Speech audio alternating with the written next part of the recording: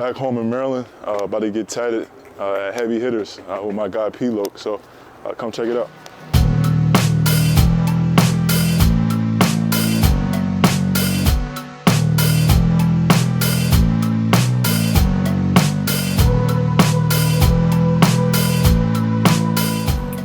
Were you in college? I know in college you weren't that tatted. You had like just this side. But was it like a thing like when you were playing where you were still like thinking like, I want to get to the NBA before I get tatted? Yeah, I think this money-wise, like I didn't have that much money. We weren't getting that much like extra money.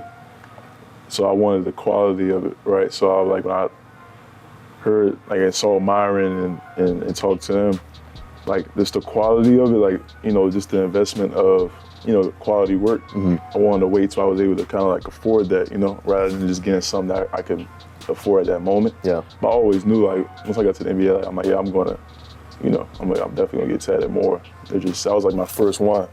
And then I think I got my sister's name when I was in college, just the name part, I didn't get nothing else. And then my mom's name on my leg, but that was it. But I was like, I was gonna wait till like sleeve, like if I got to the league. I didn't know I was going to the league actually at that time, but I was just saying, you know, if I'm able to make more money, like that's what I was. I seen an article where it said like your mom for the longest time was like, nah, he's not making it to the league. Like she was like, nah, he's not making it to the league. Yeah. You know what's funny, bro? When I first started tattooing Coach Myron and he told me about you, he said the opposite. He was like, Saddiq's gonna go to the league. Yeah. Yeah, like he always said it. So why'd your mom like? She was my biggest critic, man.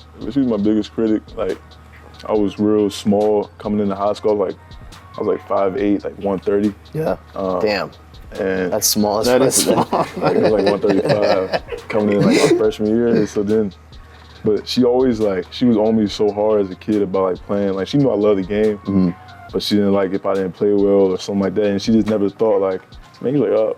She was like, man, it would be lucky or a blessing if you even be able to play past high school, like stuff like that. And, like I used to use that as motivation. Like usually, my mom coddles you. Like your mom coddles you, be like, oh, it's okay. Like, but that's not how she was. Like she was real like hard on me. So I used to always I had to worry about nobody else like criticizing me. I'm like, I got criticized at home, you know. So it was just motivated me more, and then like just step by step, like every step that I took, like obviously she was happy and proud, but it was like no way, like she didn't expect any of it. She's like, no way, this school calling you, or like, oh man, you might have a chance to go to the league. Like she was just never, and she still admits it to this day. Like we laugh about it now. She was just like, I just never thought that she was gonna be, you know. So it was crazy.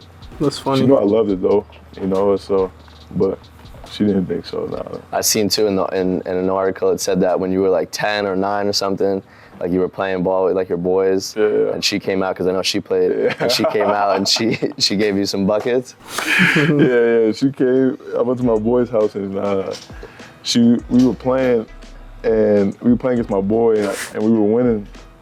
Like my boy, he was real tall at the time, so it was like me and somebody else was playing against him, and we were winning.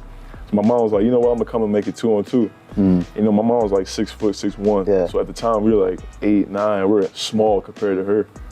And she played D1. She played at Charlotte. So she came in and she started getting buckets. Like, I tried to foul her or whatever, and it wouldn't matter. She was getting buckets, so it was crazy. And did she win, or you guys ended up winning? I forgot.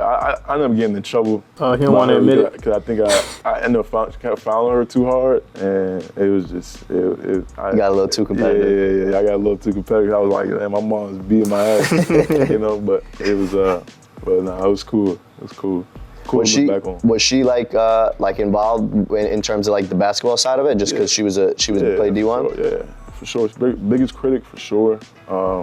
You know, her and my uncle were like two people like who put the ball in my hands like the most. My uncle was, you know, he coached me when I was younger, and like, you know, words of wisdom was from both of them was like the biggest. Like I got, you know, words of wisdom from everyone, but them two were like my biggest critics at the time. So, but yeah, my mom, she was heavily involved. Yeah. Who was your team growing up?